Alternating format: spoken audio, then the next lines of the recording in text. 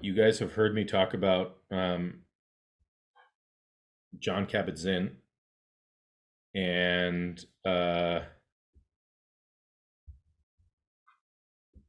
he came out with a new book on pain management. All right, so we will be getting that book and going through it together. What a better, what a better time. Um, what a better time to pick them up, right? And I believe it just came out. And so I'll be getting that book if you're interested in it. Uh,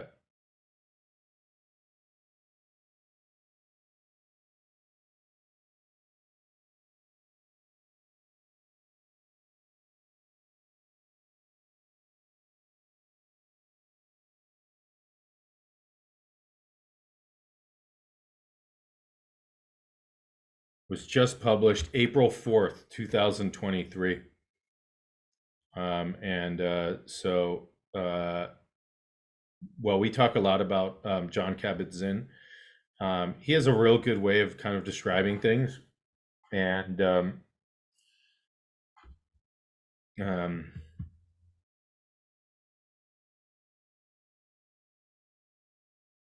we'll see how it goes. But I'll be getting that, and we'll be going through some of that. But it's called Mindfulness Meditation for Pain Relief. Mindfulness Meditation for Pain Relief. There's an audio book too if you listen to audiobooks. But we'll go through it. We'll kind of take a look at some of the we'll go through it and take a look at some of the exercises that he recommends. And even if, it's just sort of like exercises that we've been doing, I think oftentimes sort of reinforcing those from different perspectives or different, different sources can be very helpful sometimes. Okay. I've been enjoying these little meditations. I hope you have too. The other night I was thinking about some of the quotes in here, and I was like, wow, they're actually quite simple and quite beautiful. So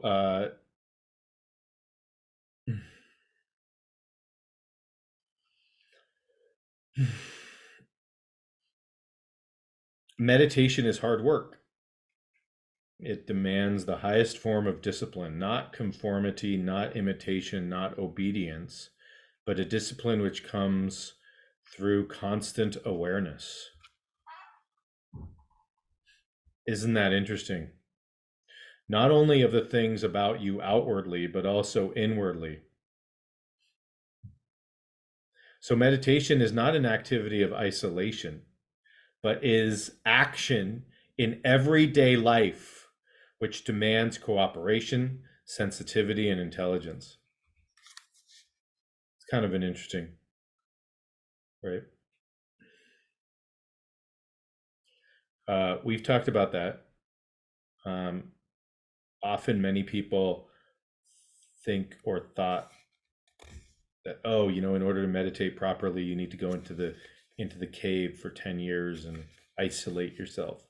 And from my perspective, I've always had this perspective of actually being the complete opposite of that, of actually going into the world, as opposed to removing yourself from the world, and in the everyday lifeness of it, that's where the meditations come. And we've talked a little bit about this, but it's that constant awareness,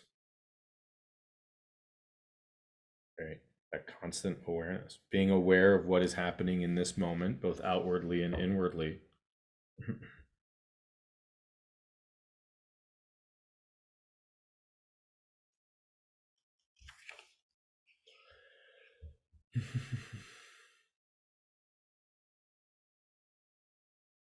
This is an important one too, because what we've come in this world is, oftentimes we may be there may be like an addiction to experiences.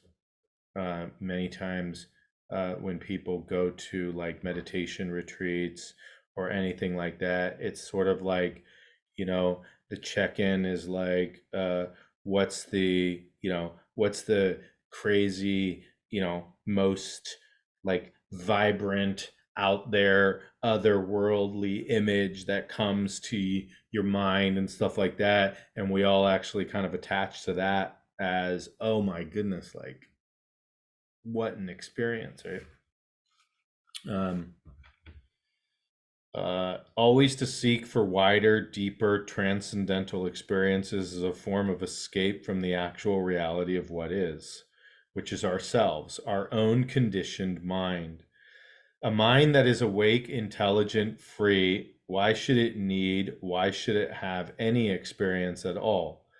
Light is light. It does not ask for more light.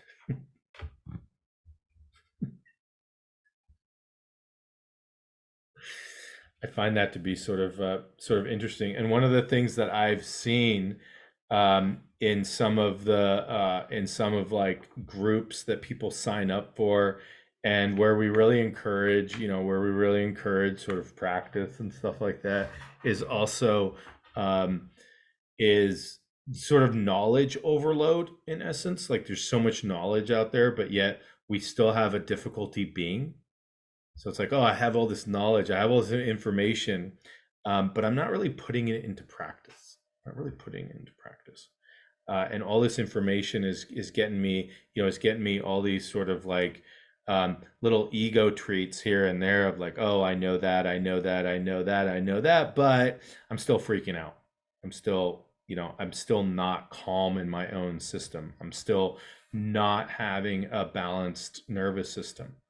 And it's sort of like this in what I'm sensing is that, with Google and with now artificial intelligence and just the openness that we have with all this information, is we do not have a dearth of information. There's not, like, we have an information overload, right? I can go on to some AI chat now and just say, give me a 500-word essay on this, and it'll spit it out in 2 seconds, right? So it's not, we're not, it's not a, we have we have so much information. And oftentimes it's sort of like, what does the seeker do? The seeker just keeps on seeking more information, or new experience. And it's sort of like, oh, I need to get this other experience, or get this, different experience, or, my last meditation was, full of bright lights and, shining stars and stuff like that. We need to get the next experience, whatever that might be. And there's still this missing of this.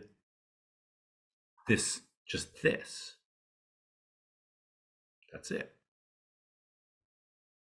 Right. And so we're constantly sort of looking for something else than what is. And all those experiences are part of what is, but what is just is. Right? It's his last sentence, that light is light. It does not ask for more light.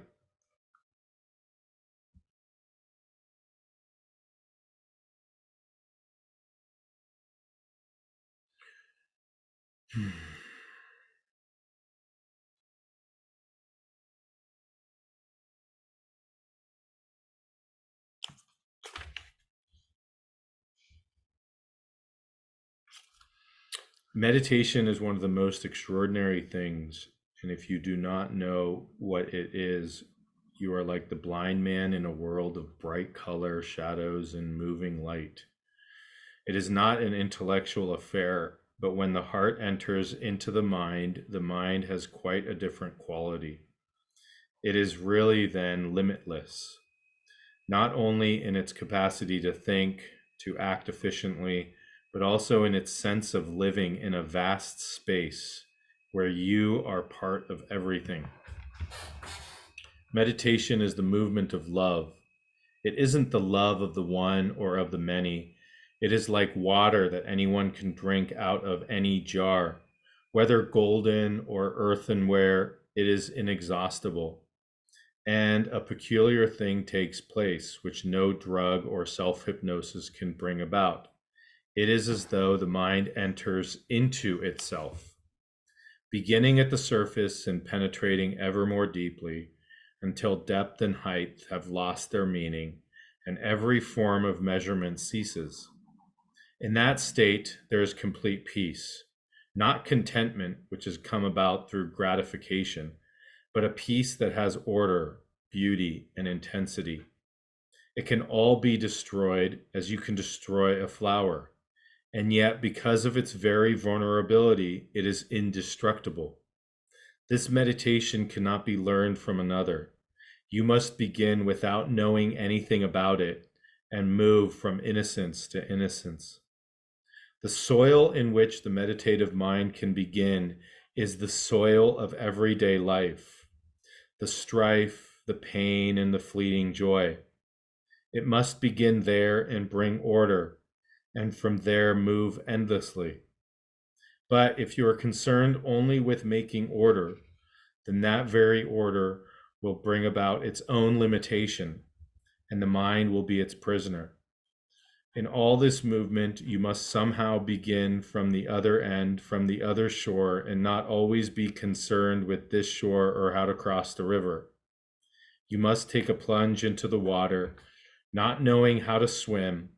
And the beauty of meditation is that you never know where you are going, what the end is.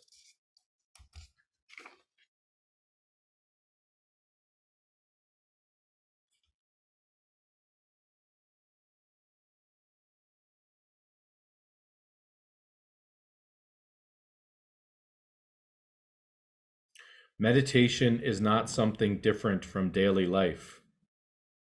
Do not go off into the corner of a room and meditate for 10 minutes, then come out of it and be a butcher, both metaphorically and actually. Meditation is one of the most serious things.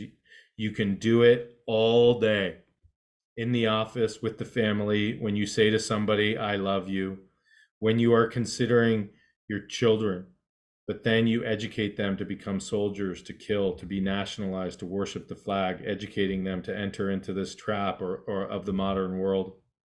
Watching all that, realizing your part in it, all that is part of meditation. And when you so meditate, you will find in it an extraordinary beauty. You will act rightly at every moment.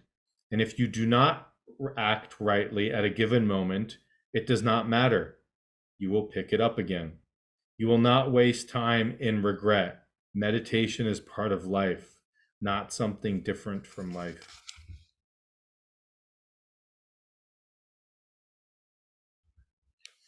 I think that's a good theme that has sort of come up.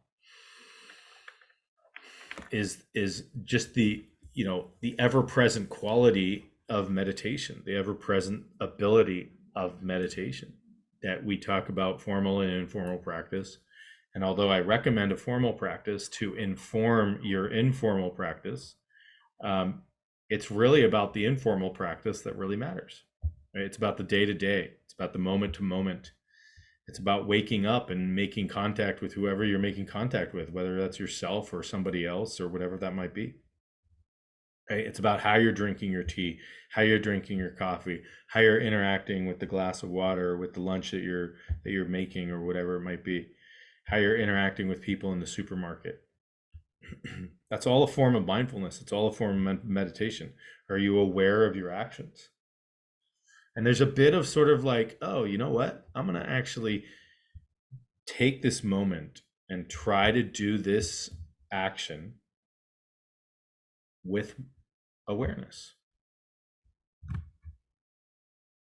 Right? So do something like pouring yourself a cup of coffee without awareness, just going there, grabbing the thing, pouring it, drinking it, right? Or doing it with awareness. How does your attention to the present moment shift? What's the quality of that presence that you're bringing?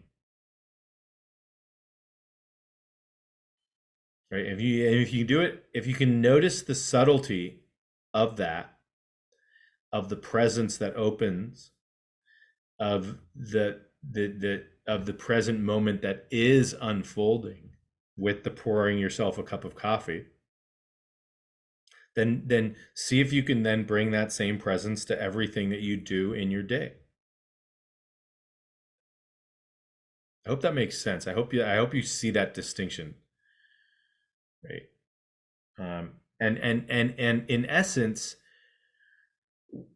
whether you listen to yourself or don't listen to yourself, it's really about an intention that you're setting.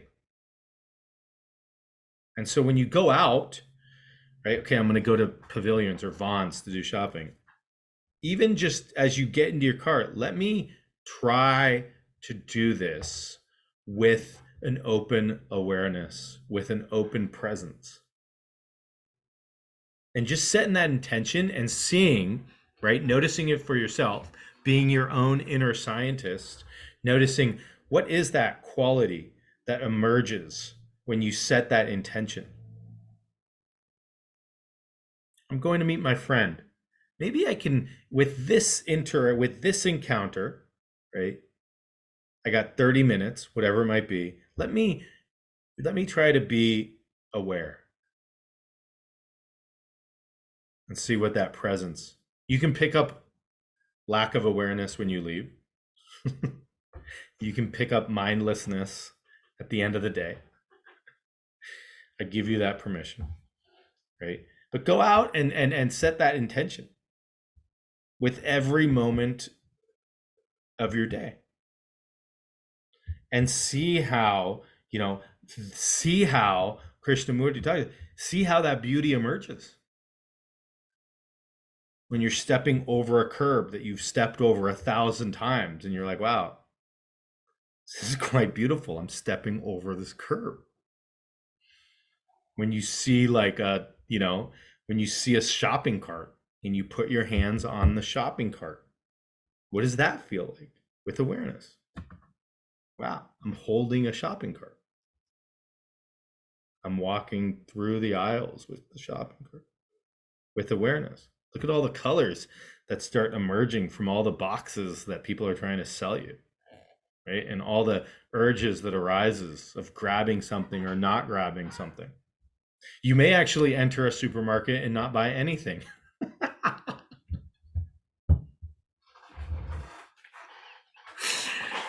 Because you're actually doing it with awareness. You're like, what do I need right now? Well, don't need anything. Interesting. Right? Have you ever done that? Be like, I just want to go shopping to like get rid of this annoying feeling that I have in my right. And then you walk in and it's like you put all this stuff in your supermarket, right? In your shopping cart. It's like I never eat this. Like I got my Doritos and my ice cream sandwiches and all this stuff, right? I'm like, I'm definitely trying to satisfy some urge, right? Something. Right. And then we go into that same situation with awareness, with mindfulness, and we walk in and you might walk out with like a bottle of water. And so that's sort of, I think that's kind of like, that's kind of the challenge of taking these practices into our everyday life, really taking these practices into our everyday life and setting the intention at the beginning of your day and actually having that intention, right? And naming it out loud. If you have kids, even naming it to your kids can be very powerful. Today, I wish to, and have your kids be the reflectors. Gee, mom, dad, I did notice something different, or I noticed absolutely no different. You were still cranky and annoying. Like, all right, I'll try again tomorrow. Thank you for your feedback. All right, let's go into our practice today.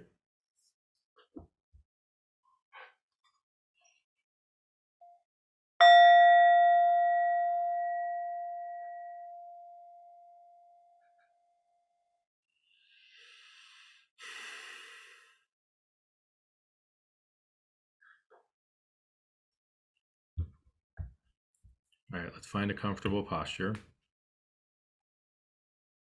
Posture you will feel relaxed yet alert.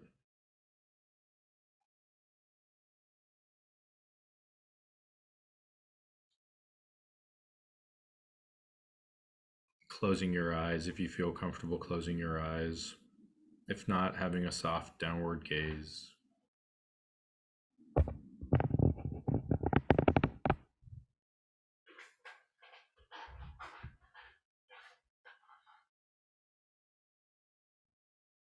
And taking 2 or 3 deep breaths and bringing yourself to this moment.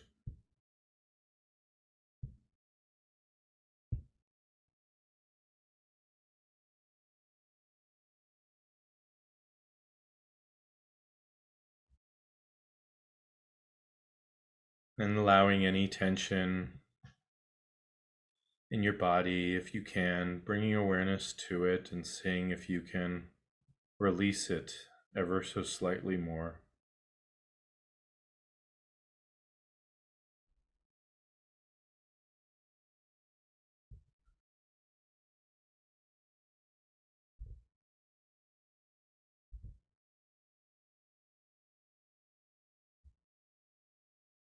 And bringing your attention to your anchor or resource.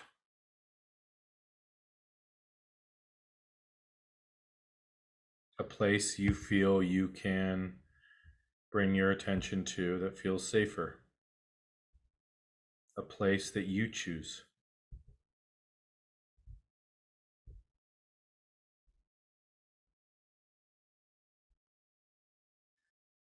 Whatever that place is, allowing yourself to direct your attention to that place.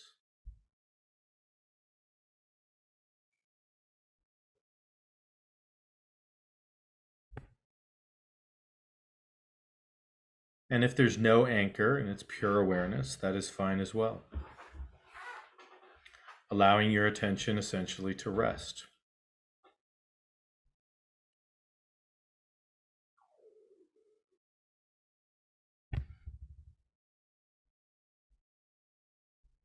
And that can be your anchor.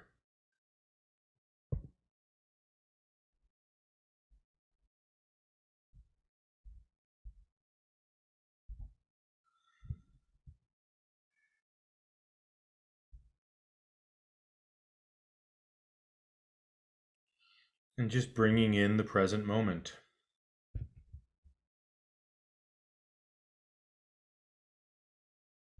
Whatever is appearing for you right now.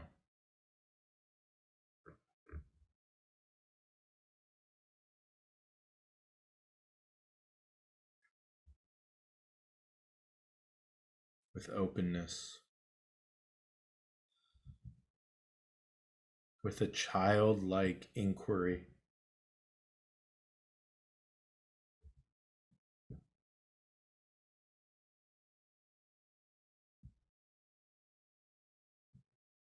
Listening to yourself.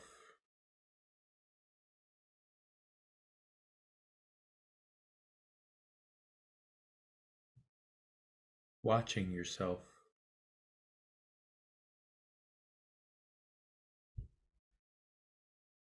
What are the urges that are pulling you?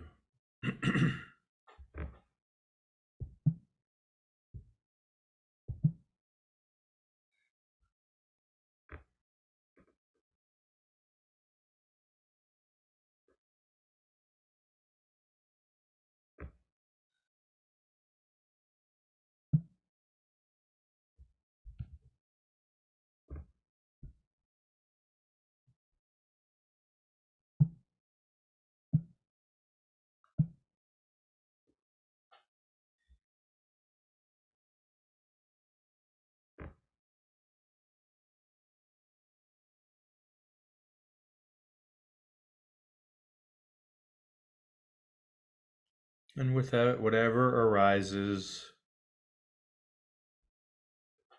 observing it.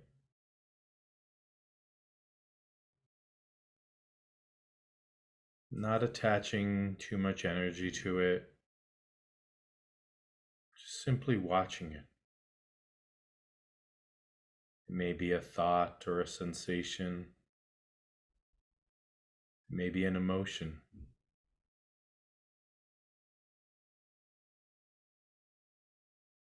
and just resting in that inquiry.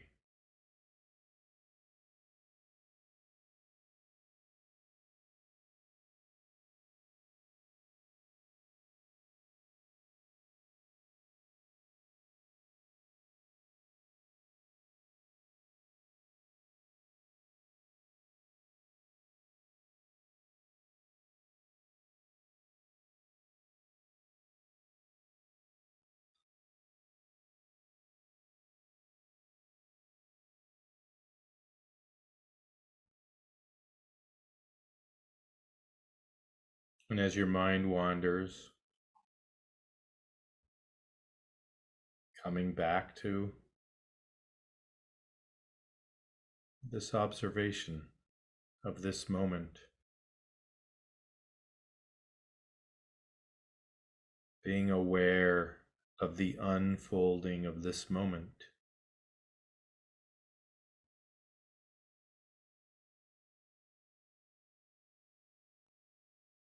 What is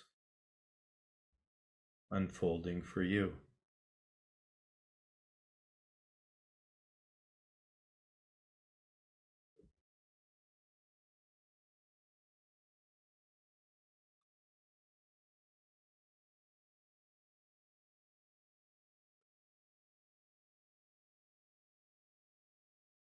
And asking ourselves, can we bring this same inquiry, this same listening, this same awareness to our everyday life, to our everyday actions, to our everyday movements?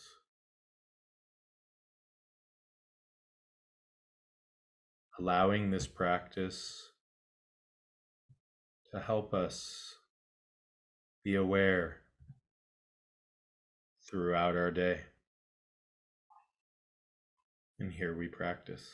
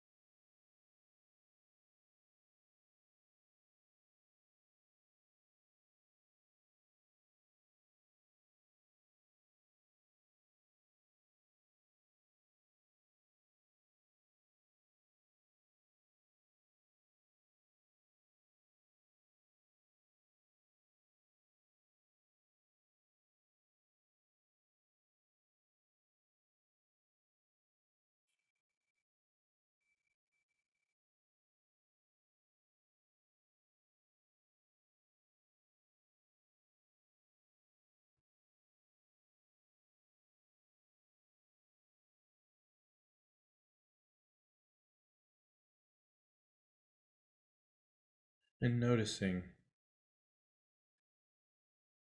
what is happening as you deepen your practice.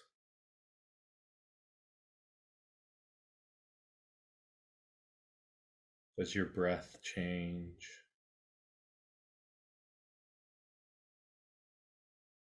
Does the quality of your attention change?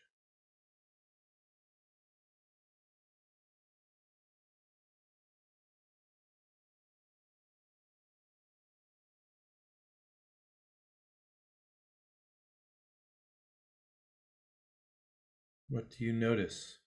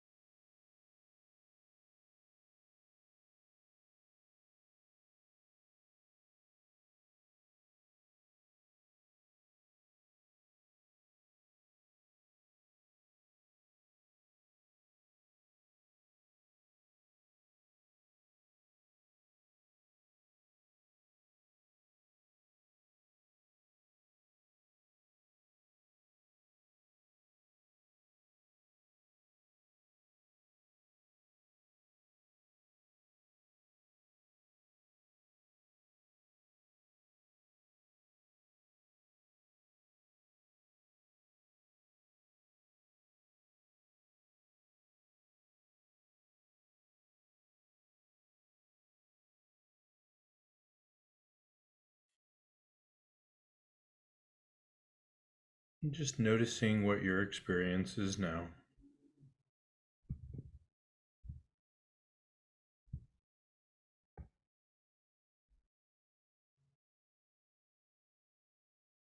And asking yourself how you can bring this presence to your everyday life.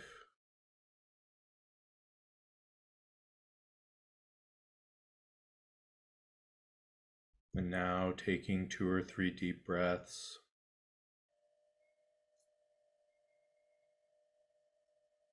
Wiggling your hands and toes. Opening your eyes if your eyes were closed. Stretching if you feel like you need to stretch. And just taking a moment to reflect on your practice.